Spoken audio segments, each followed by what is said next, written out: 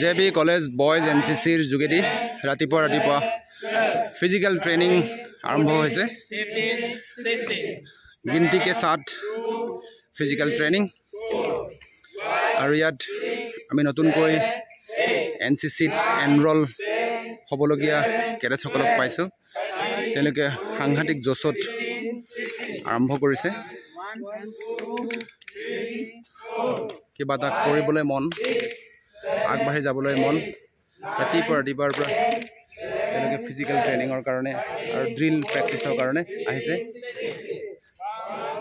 मैं সকলোকে খুব ভাল পাইছো और সকলোৱে